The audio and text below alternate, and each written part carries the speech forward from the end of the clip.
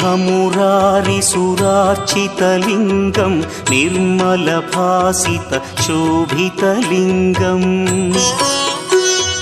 जन्मजदुःखविनाशकलिङ्गं तत्प्रणमामि सदा शिवलिङ्गम् देवमुनिप्रवरार्चितलिङ्गं कामदहन करुणाकरलिङ्गम् रावणदर्पविनाशकलिङ्गं तत्प्रणमामि सदा शिवलिङ्गम्